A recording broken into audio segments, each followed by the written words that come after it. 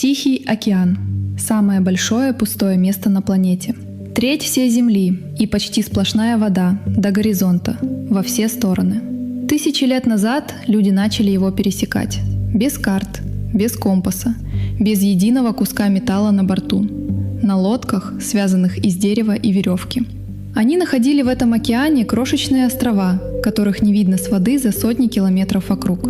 Селились на клочках суши, оторванных от всего мира. И, похоже, доплыли до Америки за сотни лет до европейцев. Кто были эти люди? И на чем они уходили за горизонт, зная, что земли впереди может не быть вообще? Эта дорога тянулась через весь океан. От первого плота у берегов Азии до острова, затерянного так далеко, что найти его почти невозможно. Прошла ее горстка людей на связанных веревкой лодках. Эта история не про каравеллы и не про Колумба. Все началось за десятки тысяч лет до них.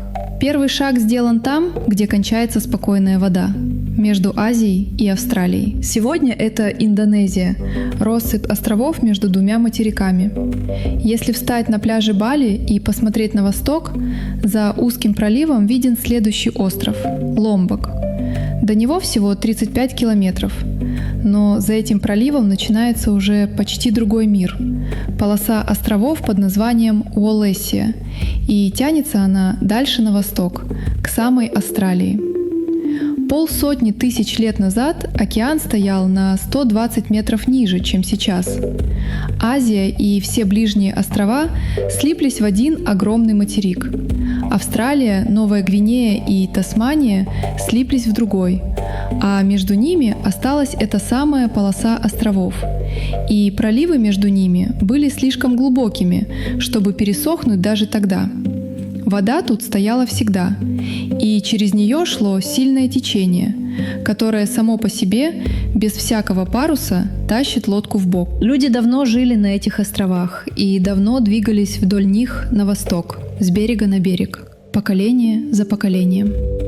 Но всякий раз следующий берег был виден впереди, а в одном месте земля впереди пропадала.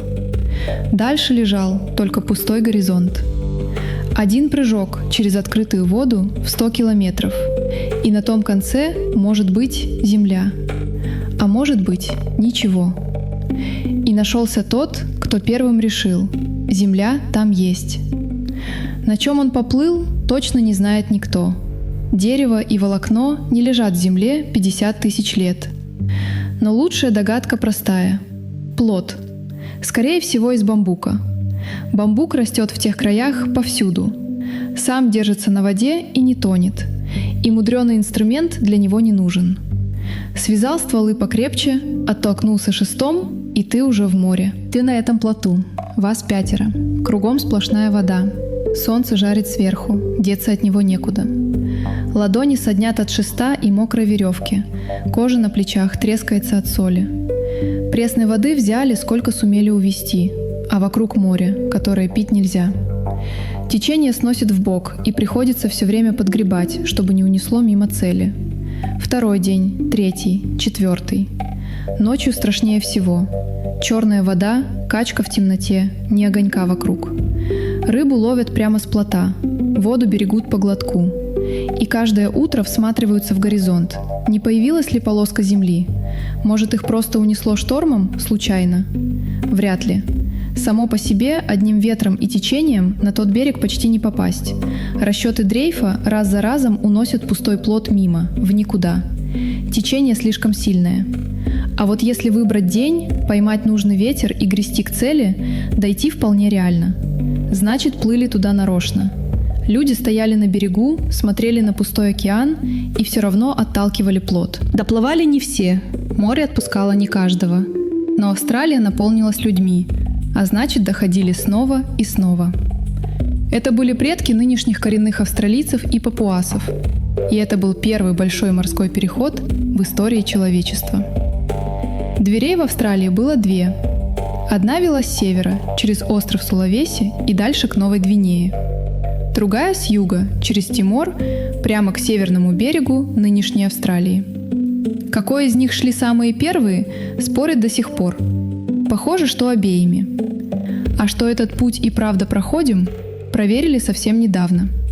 Собрали такой же плот из бамбука, вышли в Тиморское море и прошли его за 13 дней в 5-метровых волнах. Старая дорога все еще работает, надо только не бояться в нее войти. Так люди впервые ушли туда, откуда не видно земли. А потом океан надолго затих. Проходят десятки тысяч лет.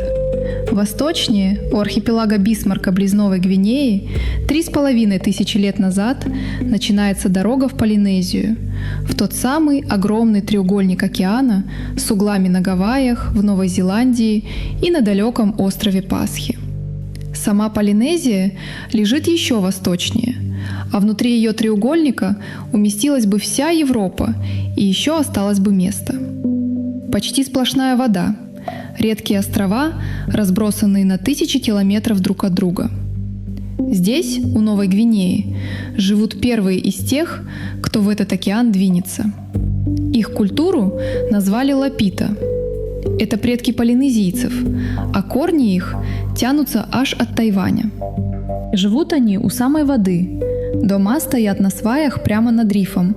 С одной стороны коралловая отмель, с другой лагуна. Ловят рыбу, бьют черепах, собирают на рифе ракушки. Место для этого лучше не придумаешь. Это сердце кораллового треугольника, самые богатые рифы на всей планете. Живого корма вокруг без счета. Готовят в земляных печах, раскаляют в яме камни, кладут на них еду и засыпают землей. Крючки, тесла и украшения делают из тех же раковин. А еще лепят глиняные горшки и покрывают их узором из мелких точек, тем же, что колют себе на коже. По осколкам этой посуды и виден весь их путь через океан. Одинаковые черепки находят за 1000 километров друг от друга. И эти люди делают то, чего до них не делал никто. Уходят за черту, откуда не видно уже ни одного острова. Ни впереди, ни позади. Только вода на много дней вокруг. На бамбуковом плоту так далеко не уйдешь. И у них появляется новая лодка. Сначала лодка с боковым поплавком, потом двойное каноэ. 2 деревянных корпуса, связанные вместе канатом, между ними палуба, сверху парус. Ни одного гвоздя, все держится на веревках. И это не бедность, это ум. В шторм такую лодку не ломает. Корпуса чуть играют на волне и глотают удар. Иные из этих каноэ выходили длиннее городского автобуса. На борт грузят не только людей – свиней, собак, кур, живые ростки таро, ямса, хлебного дерева, завернутые, чтобы дожили до берега. Плывут не в гости и не на день. Плывут навсегда, чтобы построить дом на голом острове. И берут с собой целый мир – скот, огород, семена. В одном тесном каноэ едет целая будущая деревня. Дорога тяжелая. Воду делят по глоткам. Рыбу тянут прямо из воды за бортом и едят сырой. Спят по очереди на палубе между корпусами, а человек у руля почти не спит. Стоит сбиться с курса на одну ночь, и лодка пройдет мимо крохотного острова в пустоту. Но острова они находят, один за другим. Соломоновы острова, Вануату, Новая Каледония, Фиджи, а за ними Тонга и Самоа. На каждом новом берегу выпускают свиней и кур, сажают привезенные ростки, ставят первые дома на сваях. Проходит пара поколений, и на голом прежде острове дымят очаги и зеленеет огород. 4000 километров океана за несколько веков. Целые семьи разлетелись по прежде пустому океану за считанные поколения. Скорость по тем временам небывалая. Но остается вопрос, от которого зависит каждая такая жизнь. Ты уходишь в воду, где по нескольку дней нет земли ни спереди, ни сзади. Как тут удержать курс и не сгинуть? У человека на корме ни карты, ни компаса, ни единого прибора. Звезды, ветер, волна и счет дней. Вся его наука в голове. Он правит по звездам. Небо для него поделено на секторы. И в каждом всегда встает своя звезда. Каждую ночь в одном и том же месте. Ночью он держит курс на нужную звезду у самой воды. Она поднимается выше, уходит в сторону, и курс принимает следующее. За ночь так можно смениться 3 или 4 раза. Хороший навигатор помнит сотни звезд, а еще по звездам он понимает, насколько далеко забрался к северу или к югу. Чем выше знакомая звезда поднимается над горизонтом, тем дальше уведен курс. А если небо затянуло тучами? Тогда он читает волны телом. По океану идут длинные пологие валы, поднятые ветром за тысячи километров отсюда. И держат они одно направление очень долго. Про лучших мастеров рассказывают, что навигатор ложился на дно лодки и спиной по одной качке чувствовал, под каким углом подходит главный вал. И вслепую, в полной темноте, понимал, куда повернута лодка. И все время он ведет счет в голове. Сколько дней в пути, с какой скоростью, куда снесло за ночь. Опытный навигатор довольно точно представлял, где сейчас его лодка, хотя вокруг одна вода. Есть у него и хитрость. К острову он идет не прямо в лоб, а целит немного в сторону. Тогда, выйдя на нужную линию и не увидев земли, он точно знает, в какую сторону поворачивать, и идет вдоль, пока остров не покажется. А в саму даль на восток эти люди плыли против ветра, и тоже нарочно. Если земли впереди не найдешь, привычный ветер развернет и сам принесет тебя домой. Разведка с обратным билетом. Долго в это не верили со стороны.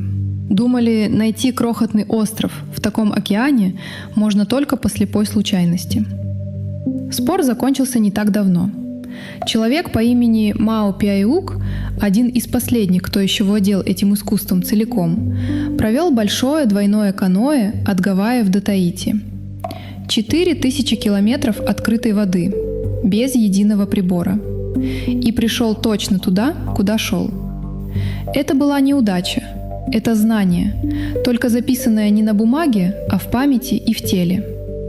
И каноэ забирает южнее, чем заходили раньше, в холодную серую воду.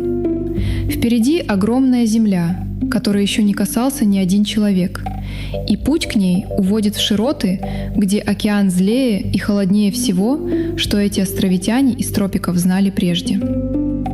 Около 800 лет назад они выходят из Центральной Полинезии, из теплых островов у нынешних Таити и островов Кука.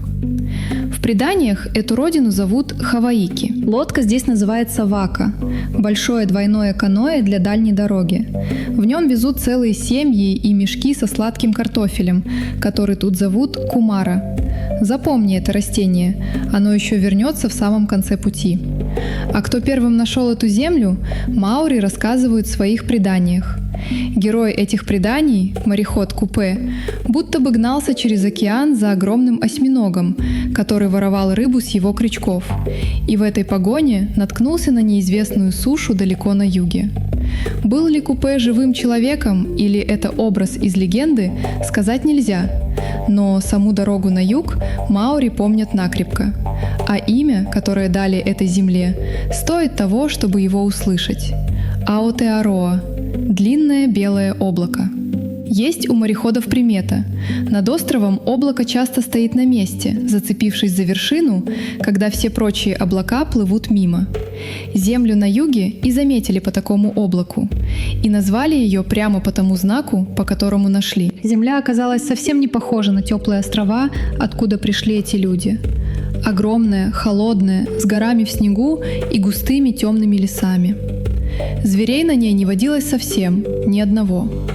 Вместо них правили птицы. По лесам бродили нелетающие великаны, крупнее человека, которые совсем не боялись людей, потому что никогда прежде их не видели.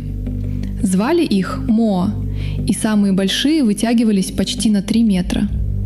Здесь можно было построить не деревню на клочке суши, а целый большой народ. И эти люди запомнили, на чем приплыли.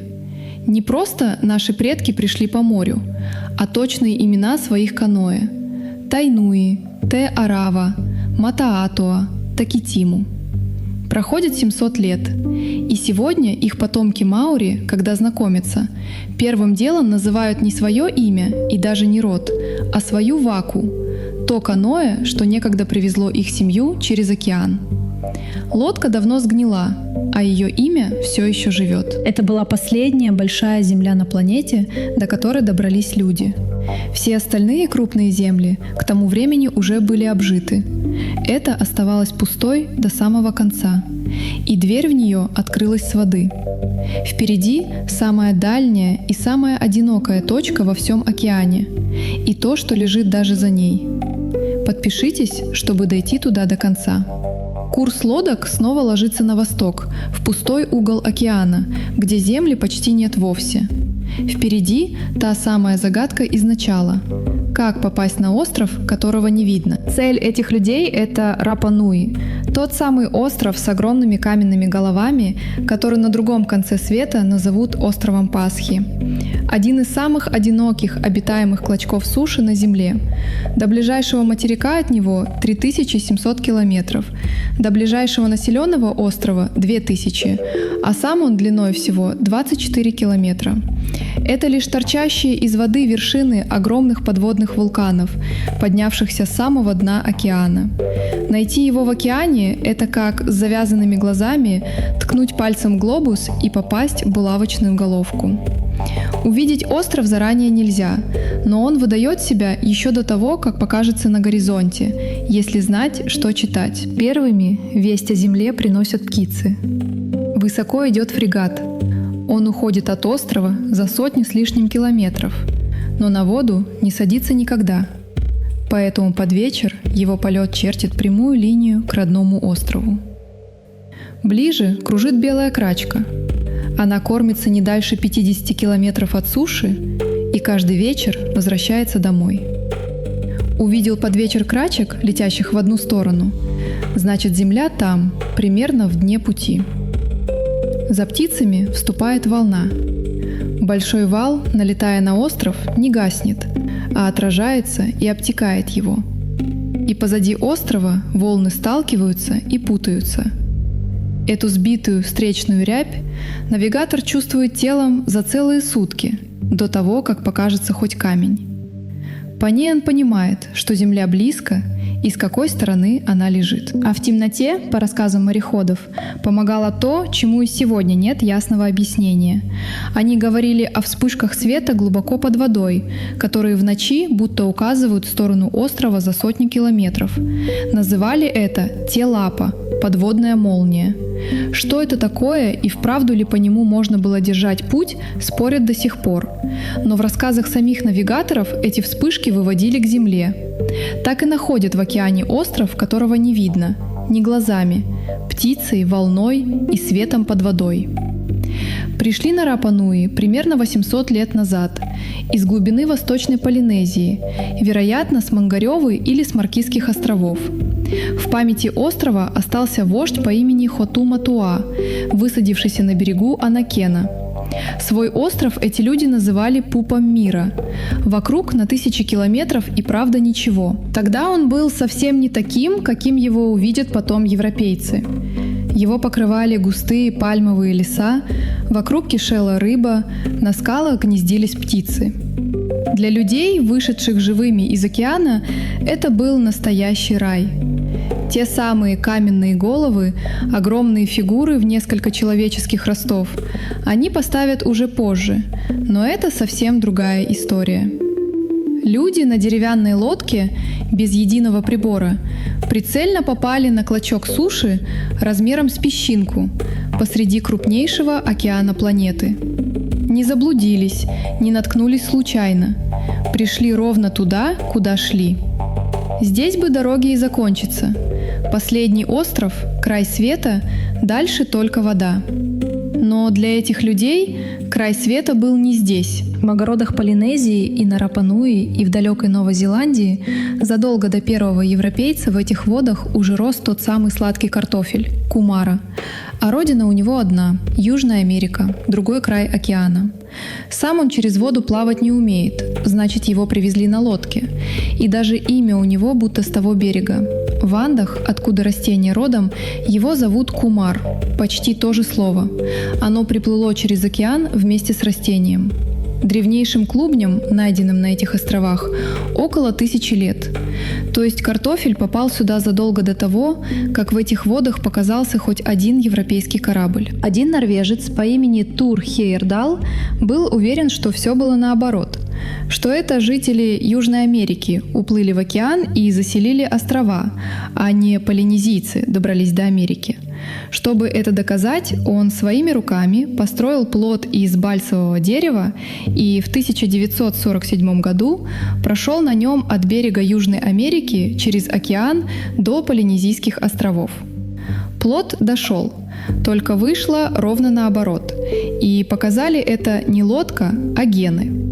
В крови сегодняшних островитян нашли чужой след. Он ведет к коренным жителям Южной Америки, ближе всего к индейцам нынешней Колумбии. Люди с двух концов океана встретились и породнились примерно 800 лет назад. Ровно тогда, когда в Полинезии появляется Кумара. Ровно тогда, когда заселяют Рапа-Нуи. По самой убедительной на сегодня версии, полинезийцы на своих двойных каноэ дошли до самого берега Южной Америки, еще за 2000 километров от последнего своего острова, встретили там людей и вернулись обратно. Для этих людей океан никогда не был стеной, какой он кажется с берега. Он был дорогой. По ней бамбуковый плот дошел до Австралии. Двойное каноэ ушло за последний остров к целому материку, и по ней же клубень Кумары вернулся через полмира в огород на другом краю океана, где растет и сегодня. Ни карт, ни компаса, только звезды над головой, длинный вал под спиной, да счет дней в голове. С этим горстка людей на связанных веревкой лодках уходила в пустоту снова и снова, зная, что следующего берега может и не быть, и раз за разом находила его там, где чужой глаз не увидел бы вообще ничего.